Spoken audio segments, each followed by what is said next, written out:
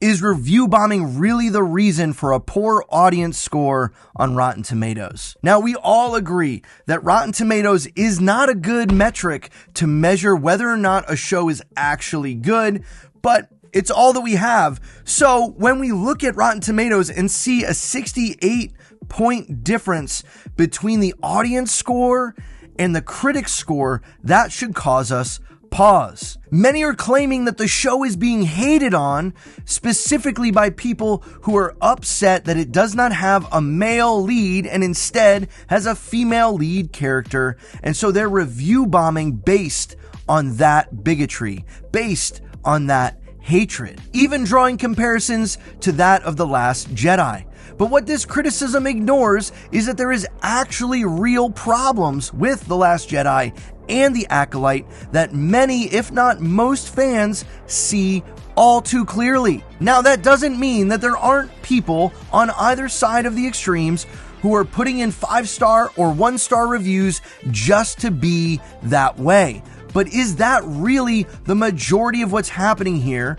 Or are people actually upset about the show The Acolyte? I don't think The Last Jedi is a very good comparison to draw from. Instead, we should look at The Mandalorian. The Last Jedi is a movie. The Mandalorian is a TV show like Acolyte.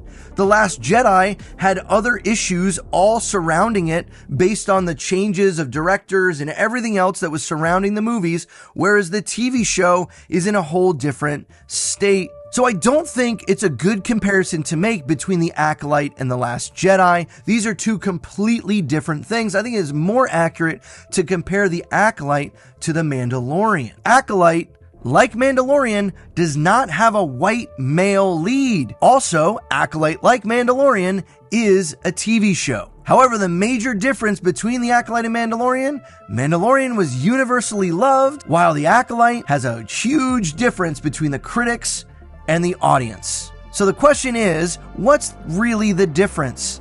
Is it just fans that don't like women? I don't believe that's the case.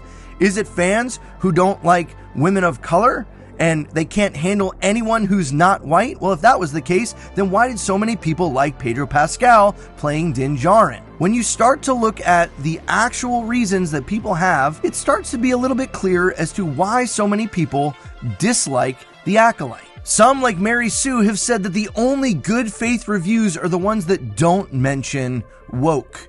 Well, let's take a look at Rotten Tomatoes and see what some of their reviews have to say. Never listen to fans, only 2 episodes in, but already warming to the excellent fight scenes, and it seems they might be setting up the Jedi to be antagonists in this story. Smug, overconfident, and emotionally detached, the Jedi have had this coming. So, based on Mary Sue, that's a good faith review. Let's see the next good faith review that doesn't mention anything about being woke. This is some holy hot garbage. We've been asking for some High Republic era content for so long, and this is what we get? No matter what insult I use about this pile of flaming trash, it's an understatement. At this point, if Disney gave Star Wars to a toddler which hasn't yet learned to communicate, it would do better than they are, because there'd be a chance it would accidentally delete the sequels and pieces of garbage like this. That's a good faith review based on what Mary Sue thinks.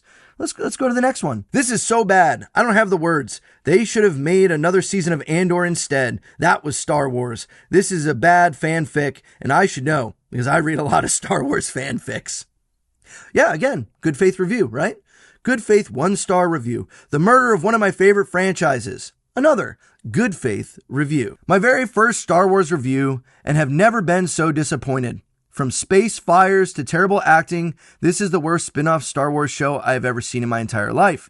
Disney has failed us. The director has failed us. We need Dave Filoni and Lucas working on these series. Also, fire the director, Headland, immediately. It's a good faith review. Didn't mention anything about being woke. Only mentioned the actual plot and story of the show. Here's another 1-star review. Skip this if you're a Star Wars fan, couldn't finish the episode. The storyline is bland, out of line, existing Star... You get the idea. See, here's the point. Here's the point. When you further this idea, when you further this lame, lying talking point that everyone's just mad because it's woke, what you're doing is using confirmation bias just to write off what you want to be a good show. There is legitimate criticism. And while there might be some people who have quote unquote review bombed the show, for the most part, the reviews that are being said aren't about wokeness. It's about actually how bad the show is. And I would agree, if the only criticism people have is because of, diversity or, women or, whatever, then yeah, that's a problem. But that is so far down the list of problems of this show, it's kind of funny. Screen Rant even tries to make it seem like the issue is diversity. But again, it is not diversity. Diversity is not the issue. Diversity is not the problem. We've had many Star Wars shows and films that have been diverse. The fact that diversity was made to be the headlining thing is actually why so many people are forced to love it and are unwilling to actually see the truth. They're blinded by their love of diversity instead of being able to maybe, criticize the story, the writing, and the acting for what it actually is. When you have plot lines and agenda lines underneath all of it, when you're putting one-liners in there and having the only white Jedi character kill himself because of white guilt, you have problems. When the writers then also start working in these political agendas underneath everything else, saying lines like the galaxy isn't safe for women like us. The galaxy isn't safe for any dark side users, period. Why? Because balancing the Force means eradicating dark side use, eradicating the Sith. That's the whole point of the Chosen One and the birth of Anakin by the will of the Force in relation to the rising up of the dark side.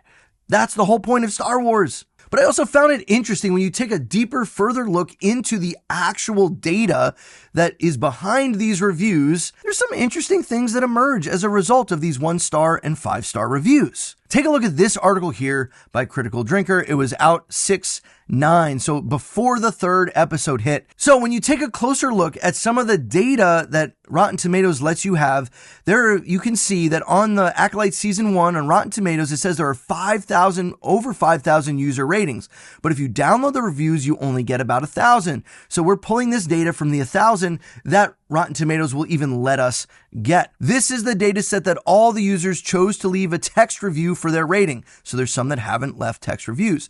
There is no information on if the user voted for the show to be fresh or not, or how long the user has been a member of the site. This is all user review, no critic reviews. To gauge the level of review bombing, I downloaded the data for each user that had left a review to see if the Acolyte was the only show that they had ever reviewed. The data was downloaded June 8th, 2024. And so then the article comes out. So 1,083 reviews is what was downloaded. 713 of those were for Acolyte and no other shows. So 66%. Ratings are highly polarized, with viewers either loving it or hating it. The overall score is a 3.09, not terrible, but certainly not very good either. So you can see that. And we take a little bit closer look. It looks like in both directions, if we take the review that are in the extreme end of each scale, very negative, defined as 0.5 or 1, and very positive is 4.5 or 5, we find 556. That's 78% of all the users that reviewed only the Acolyte and 51% of all reviews. Its single review extreme value seems to divided roughly evenly between the positive camp and the negative camp. Distribution of very positive and very negative. You can see very positive, false. It was not, and true, 226. So you can see of those 556, this is how it breaks down. So if you want to say that it's being review bombed, possibly. I think there are some that have been going to it and voting 1-star or half-star out of spite and frustration. I think that that's fair to say that there's some that are doing that. But to not say that it hasn't been counter-bombed by people that just blindly love the Disney Star Wars stuff with zero criticism of the show at all, that basically say any criticism is all of the things we've already said, is kind of absolutely ridiculous. What this is a tug of war. This is a tug of war between two different fan bases. two different Star Wars fans. The Star Wars fan who loves what has come 1 through 6, who loves the original trilogy, who enjoyed, maybe not loved everything about the prequels, who has been immersed in much of the lore from that time. The other type of fan is someone who likes all things Star Wars. They kind of enjoyed it all. And honestly, they've loved the new Star Wars more than the old. And in fact, they want to move past the old into the new in such a way that they even have said things like, I don't want anything from the Skywalker saga. I'm glad we're moving past that lore. At the end of the day, Disney is the one who owns Star Wars. Disney right now is the one who gets to determine the direction that Star Wars heads. And that therein lies the real problem, because the direction that they are going is so far away from what has been established as Star Wars, there's no reconciling the two. That's why you're seeing people say things like Star Wars is officially dead.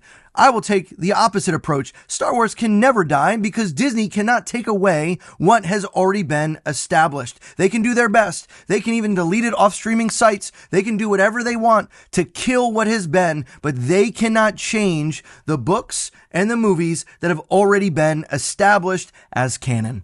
Personally, I don't put much stock into any of these sites, Rotten Tomatoes or any of the others, but this is one of the only avenues that fans have to show their disapproval of a show. How else can we? Yeah, we can tweet about it. Doesn't matter. It doesn't live on forever. People don't see it. This is one of the only ways that an audience can give feedback to the company, to Disney, to the people making it, and say, this isn't it. This is worse rated than the holiday special. And that's saying something. That is saying something. You want to say it's just toxic fans that hate this, that hate that.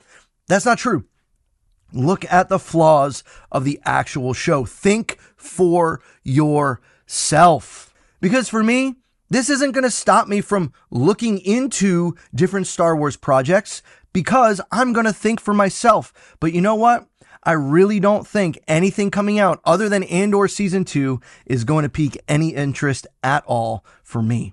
For the most part, Grogu movie, no thanks. Dave Filoni movie, no thanks. Rey movie, no thanks. Why? Because nothing can be trusted. If this is what they're going to do with the Star Wars IP, I think they're going to find out that more people are out than they realize. And eventually it's going to hit the bottom line. And maybe, just maybe, finally at that point, Disney will give up on Star Wars and give it back to the true fans.